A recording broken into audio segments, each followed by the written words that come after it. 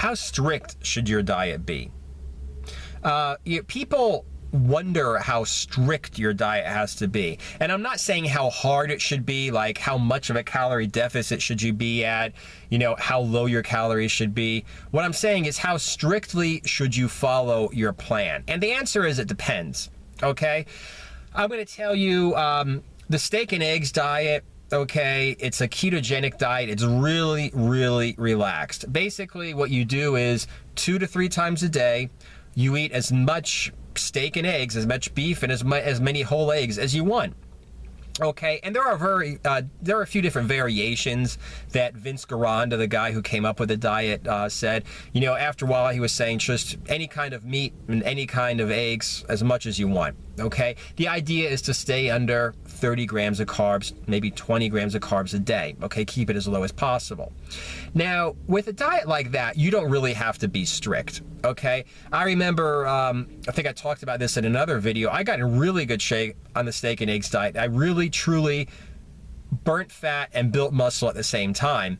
And I ate as much as I wanted to. I remember at one point, like I said, I think I talked about this in another video, where my girlfriend was making chicken. I had already eaten my 2 meals for that day, and she comes into the bedroom and she's like, "Hey, I'm making some chicken. Do you want some?" And I'm like, "Yeah, okay, why not?" It's just protein, okay? You don't get fat off protein. And I was kind of hungry, okay? So what she did is she went ahead and she brought me some. And then she's like, "Are you still hungry?" I'm like, "Yeah." She's like, "Wow, you really devoured that." She brought me some more. Then she went ahead and she brought me some more, okay? I had eaten several pounds of chicken, okay? I ate like 2 pounds of chicken in a short amount of time. Apparently, she made some extra for me, which I ate. Then she gave me the chicken she made for herself, and I ate that. Then she made the rest of the chicken in the refrigerator, and I ate that, okay?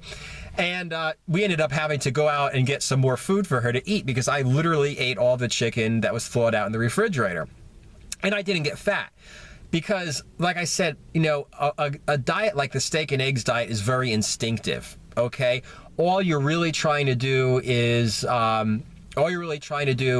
stay away from the carbs, and your body will tell you how much fat and how much protein you need.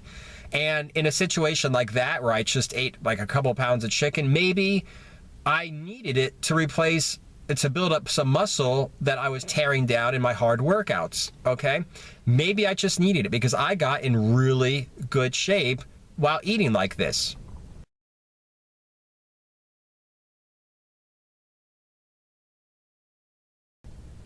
I mean, if I wanted to go ahead and have some coffee, I would just make some coffee, pour some half and half in it, which has practically no, carbohydrates, just enough to make it a light color, and I just drink a couple of cups of coffee today. I was fine, okay? However, that is an instinctive eating plan. That's an instinctive diet. Let's go back to the very first time that I intentionally went on what I would these days call a pure protein diet, okay? I was getting ready for a martial arts competition. I had to cut a lot of weight. I figured, hey, protein builds muscle. It's hard to store protein as fat, so let me just eat, protein all day. I'll eat carbs before and after I work out to fuel my workouts, get a little recovery in for the next day. And yeah, and I wouldn't eat any fat. That's before I understood the importance of fat. I didn't know nearly as much about nutrition back then, but the diet did work, okay? And I remember I was losing weight, and then I just stopped. And I was like, what's going on? I mean, I'm working out really hard. I was doing sprints. I was doing all kinds of interval training. I was doing my martial arts training, and I was sticking on the diet. 7 days a week, no cheat days, no refeeds, nothing. So what the hell is going on? And what I realized is at that point I was driving a distance to work. Like I would drive to work, we'd all meet up, and then we'd drive together to another office to work in, okay? And along the way we'd stop and we'd grab a cup of coffee.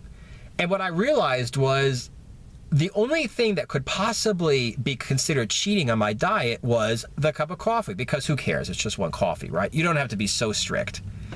So this one cup of coffee with a couple packets of sugar and a couple of things of half and half in it, is that what's keeping me from continuing to lose weight? And maybe sometimes I grab 2 cups of coffee because who cares, right? Well, I cut it out completely. When I was out with the guys, on the way to work, I would just grab black coffee. No sugar, no cream, nothing. Okay? And believe it or not, I started losing weight again. Because like I said, the pure protein diet, quote, pure protein diet, is a very calculated diet, okay? It's not just like instinctively eat as many, as much protein and fat as you want and keep the carbs as low as possible. It's like you're basically concentrating on protein, and you're keeping not only your carbs, but also your fat down. You only do it for a short amount of time to lose fat, but that's the way it works. And yes, if you're doing a structured diet like this, or if you're counting, you're doing, if it's your macros, you're counting your calories, you have to be a little bit more strict. You can't just be like, oh, well, I don't care what I drink, okay?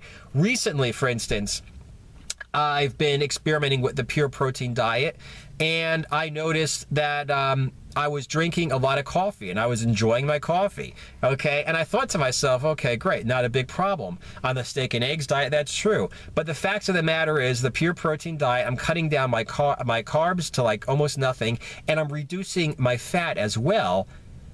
But here I am drinking coffee all day, and it would be like, okay, put coffee in there, put like a third of a cup of half and half, or a third of a cup of heavy cream in, and then some no-calorie flavoring syrup into it, okay? And I'm drinking several of them a day. Not just like a cup of coffee with a splash of half and half once or twice a day, but like a massive, like a portion of a cup of heavy cream or half and half. And it was like I'd be getting hungry, I'd drink one of them, and I'd feel better. Well, listen, let me just say that I went ahead and I cut that out, okay? I got strict on my diet, I cut that out, and I dropped like an inch around my waist in a week. So what I'm basically trying to say here is, how strict do you have to be in your diet? It depends upon how strict your diet is. If your diet is something where it's, instinctive, just, keep the carbs down as low as possible and eat whatever you feel like, hey, you probably don't really have to worry about being that strict, okay? You probably don't have to worry about counting macros. You probably don't have to worry about counting calories. Just, if you're hungry, it's probably because you need it to fuel your workouts, to build your body back up after a hard workout. Go ahead and eat a little bit more. If you're less hungry, you don't have to force yourself to eat everything. Maybe your body doesn't need that many calories, that much protein, that much fat right now. So don't force yourself to eat, okay? However, if it's a very structured diet, like I said, like the pure protein diet is, okay, then yeah, you actually do, to get maximum results, have to be very strict. And that means everything you eat, and especially everything you drink, has to be accounted for in your diet plan.